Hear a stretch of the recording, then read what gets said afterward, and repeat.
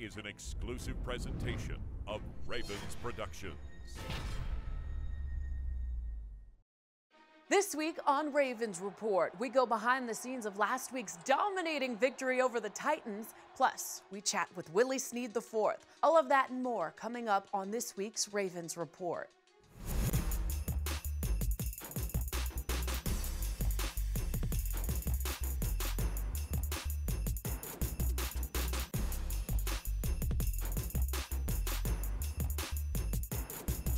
What a win last week in Tennessee. Hey everyone, welcome to Ravens Report from the Under Armour Performance Center. I'm Erin Hawksworth. The Ravens dominated the Titans and earned a crucial AFC victory. The 106 yards surrendered by the defense was the second fewest in franchise history. And of course, the 11 sacks were a franchise record. Now the Ravens finally return to Baltimore after 3 straight road games. Up next, record-setting quarterback Drew Brees and the New Orleans Saints. But before we turn all our attention to the Saints, let's travel back to Nashville, where the Ravens marched to the beat of their own drum in the Music City. The rain has slowed down, but the tempo will pick up as the Ravens face a road challenge a third week in a row, knowing they must win this game to keep pace in the AFC North. Only one way they can win is if we lose. Us in the back end. If we give up something big, it's on us. Let's shut these boys out. They don't deserve to be on the field with us. Let's put it all together today. Hey, let's show the world who we are. Hey, be the Ravens, play with discipline, and have each other's back. Let's do it. Yeah. Ravens on 3. 1, 2, 3. Right. Ignite.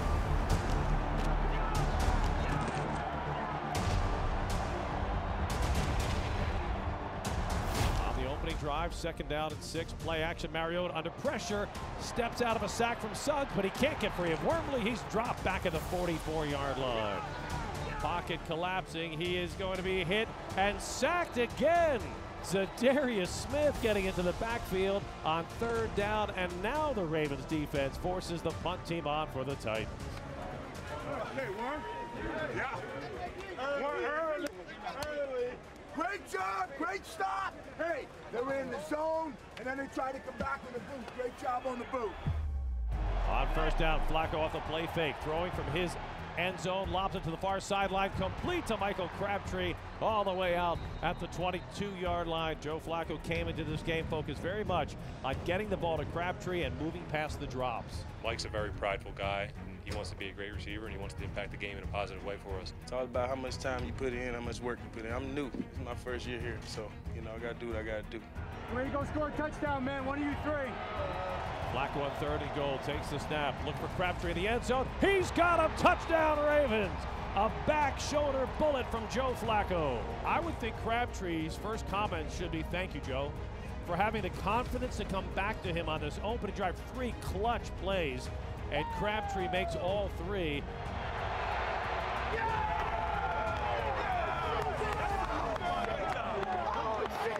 Yes, sir, Crabtree.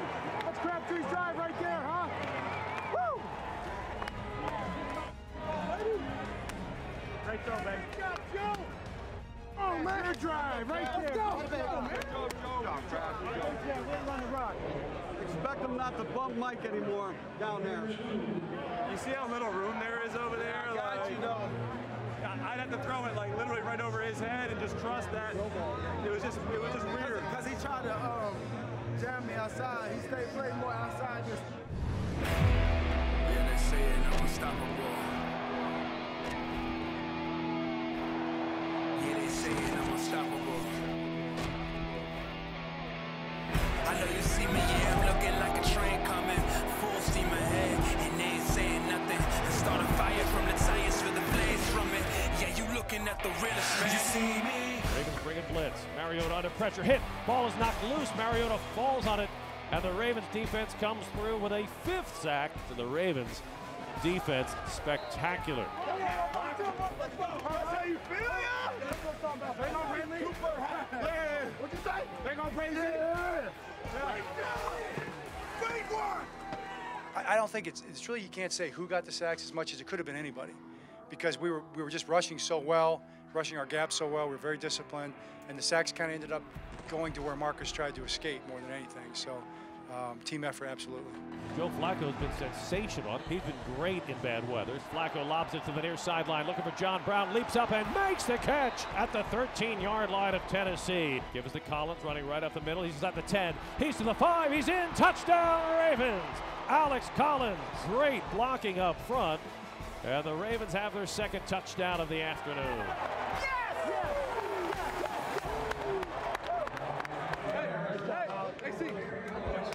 Tight end. Good job, Max. Great drive. Max.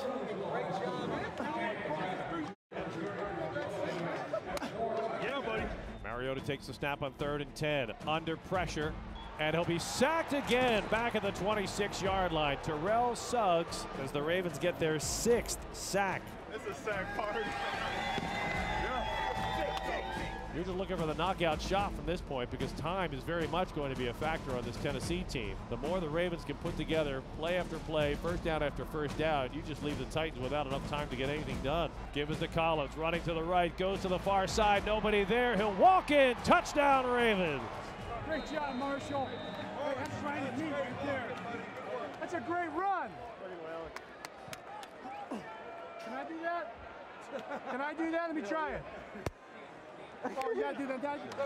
Oh, you baby, you gave me the kindergarten version. I don't. Let me see. Now, it's And then I throw it up. all right, I got it. There you go. I think we're gonna work on Hey, that. that was a good one. It's a big drive. All you fellas, great. Tennessee moved the ball on its last possession, but then the Ravens coming up with key plays, including the 8th sack that leaves them just one shy of tying the team record. Pocket collapsing, and there it is. Record-tying 9th sack of the day. Matt Judon off the edge, and the Ravens have equaled a franchise high with their 9th sack of the day. We break the sack record with our next sack. All right, let's go. Let's do it. Marcus Mariota, pocket collapsing, pumps once, and he is sacked. That is the record. 10th sack of the day by the Ravens defense. Let's get another one. Hey, let's get another one. Pocket collapsing. He is going to be hit and sacked again. Zadarius Smith with the 11th sack of the day. Hey, we said we'd be legendary. There it is. Great job. And the fans are heading for the exits here at Nissan Stadium in Nashville.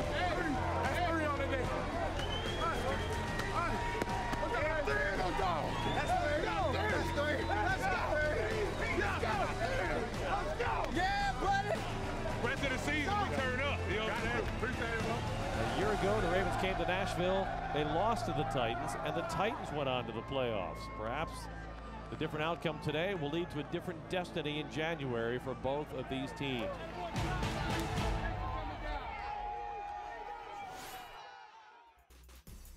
Up next on Ravens Report, head coach John Harbaugh breaks down Sunday's matchup against the high-powered New Orleans Saints.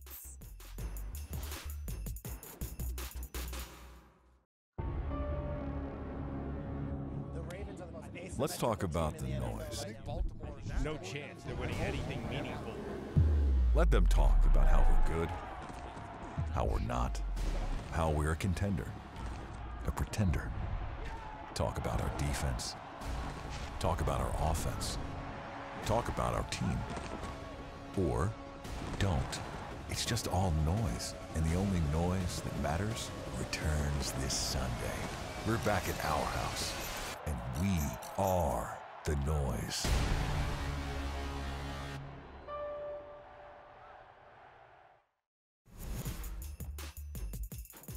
You know where this is going. This is going to defense, all right? Yeah. I'm going to tell you what, defense, you talk about covering people all over the field, every single coverage we had. Dominant performance. Linebackers, pressures, communication. Game plan was in their hands, right, Wink? On the field, you guys made the calls. 11 sacks, most in team history.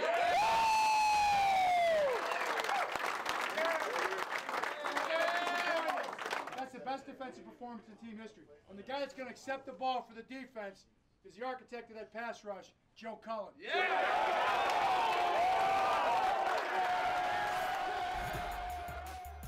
Welcome back to Ravens Report. We have a special guest here today joining us. Obviously, Coach Harbaugh here every week, and we have former Chief of Staff of the Army, General Ray Odierno, who is here in Baltimore visiting. Coach, I'll start with you. Just describe how the two of you have gotten to know each other and what prompted bringing the General out today. Well, General O and I got to know each other back in 2008 in Iraq when you had us out with all the coaches, and we had a lot of fun and a great time. But it was a great chance to get to be a part of the troops and spend some time on a little bit of a mission and talk a lot about leadership and become friends. And then I accompanied General O on a trip to Turkey and Afghanistan. He was on a business mission, and I got to tag along a little bit and learn so much. And again, saw the troops and things like that. So we've been friends ever since. And General O was gracious enough to come out today and watch practice and then talk to our team at the end of practice, and it was just a great experience. So what was your message to the team? Obviously, you know leadership just about as well as anybody. What was your message to this team? Well, first I told them they're in a great position, and I told them that, you know, the difference between good and great is about what I call the brotherhood, and it's about being there for each other. It's about preparing properly. It's about doing all the right things and having each other's backs and understanding that a great team is one that puts team above self. And so we really had, it was a great moment. I was so impressed with the focus of the team and the focus they had all during practice and the focus they had on me while I was talking. And so they're ready. They're ready to go. It sounds like they're in a good spot this week. Yeah, I think so. I'm curious, Coach, you obviously have such a unique, special relationship with military families, but the leadership component of it, what have you taken from, whether it's conversations with General O or books that you've read, from the leadership component of the military that you've brought to your profession and coaching? So many amazing things, but there's nothing like just experiencing it. I think one of the things that really impressed me when we were in Afghanistan was one of the ways that you led was you had your generals, and they'd come in certain times of the year, and it'd be like a fireside kind of a conversation, kind of a meeting, but it was around trash cans filled with wood or whatever we were burning at the time, and some of the guys might have found a cigar somewhere along the way. And basically they spent, because there's not a lot of time, I mean, these guys are busy, but they'd come in and spend a couple hours in the evening and just hash through all the different things that were going on in their different theaters and things like that. And I think we've taken that a lot too. It's kind of a little more of an informal type of thing, but you got to get in a situation where you get the truth, right? Yeah. And I thought that was really a great thing that you did. Yeah, it's about building trust. You know, you want to build trust with those who work for you. So as a, you know, and the military and football, by the way, are so similar in so many ways because of the mental and physical toughness aspect of it and the requirement to be a team and working together. But for me, it's about building trust, you know, building trust with your coaches, building trust with my generals, building trust with the soldiers, building trust with the players. And to me, that's what leadership's about. You build an organization and a culture focused on trust. And when you trust each other, you can accomplish almost anything that you want to accomplish. So I think, to me, that's probably the most important thing. You said something interesting, which is that you could tell the guys are locked in. You know, why did you feel that way when you were out there at practice? Well, I mean, I watched them, and it's about, they knew exactly what they had to do. They knew how they wanted to do it. They were talking to each other, helping each other. And to me, that's what you like to say. And then when I talk to them, I've talked to a lot of groups, and they were totally focused on what I was saying, and that's not always the case. And you just said they're locked in, and they just want to be able to. You can sense that they believe they can achieve something great, so for me, that's the most important thing. And if they do the right things, I think they can. Now, Coach, I know you got to get out of town, and you're going to have him at the game in Carolina next week, right? You know, you live down in Carolina. You're hoping to get down in Carolina, so we hope to see you at that game. General, thank you so much for being here today, and Coach, thank you so much for your time. Thanks, Garrett.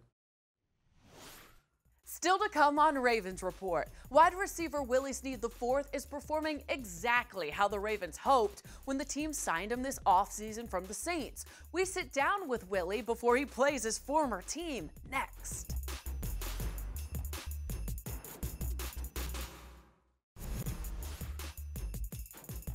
This week, the Ravens hosted their 4th annual Sip and Paint at M&T Bank Stadium. Participants were members of the Ravens Purple Club who are currently battling or have overcome breast cancer. Cornerback Brandon Carr and tight end Hayden Hurst were among the Ravens players who were in attendance to celebrate the event. As part of the NFL's commitment to fighting cancer, the Ravens will host their annual Crucial Catch Intercept Cancer Awareness game on Sunday against New Orleans. Welcome back to Ravens Report. This offseason, the Ravens revamped their receiving corps, signing John Brown, Michael Crabtree, and Willie Snead IV.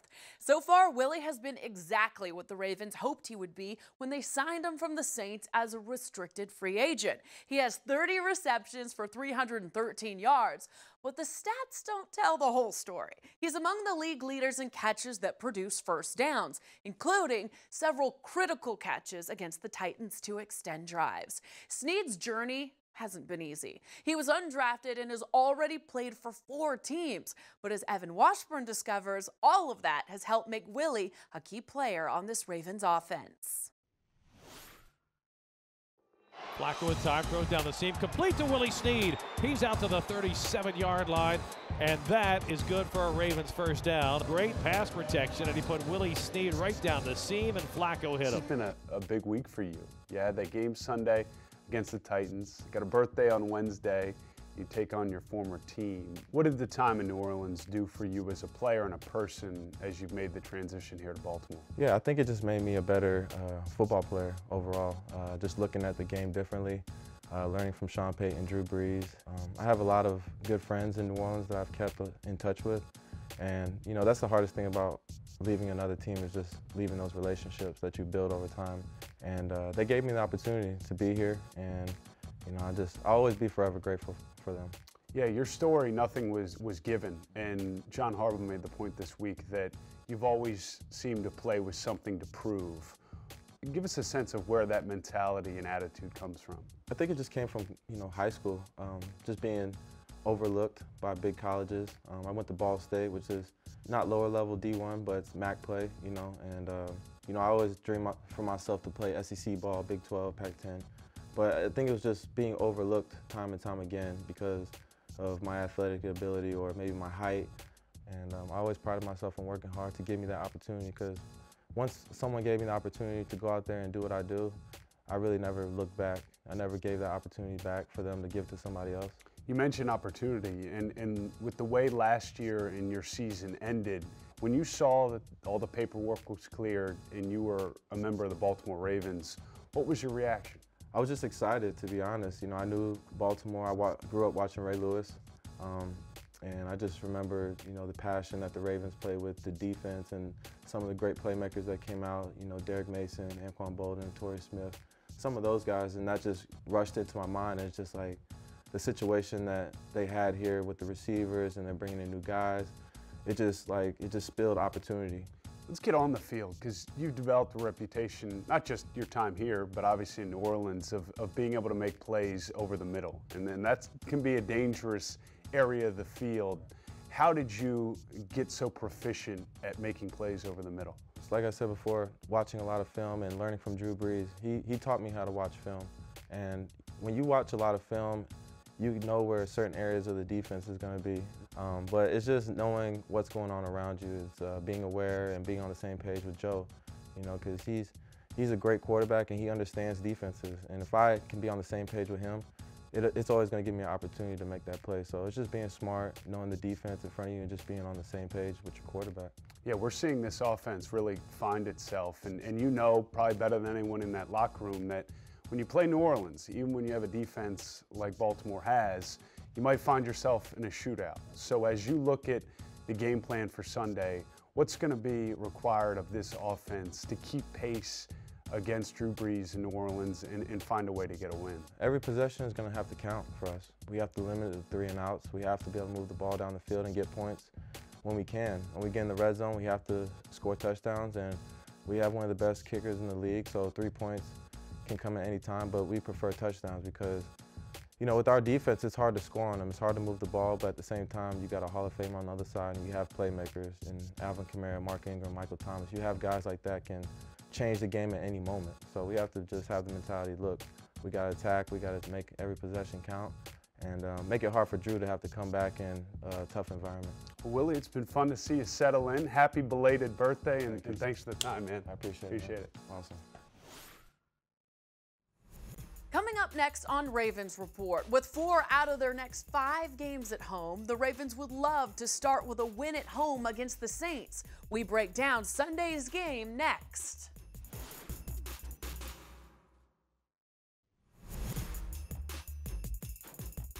The Ravens can't wait to return to the friendly confines of M&T Bank Stadium. Welcome back to Ravens Report. I'm Erin Hawksworth. The Ravens are 4-2, which is impressive considering they just finished a tough stretch where they played 4 out of 6 games on the road.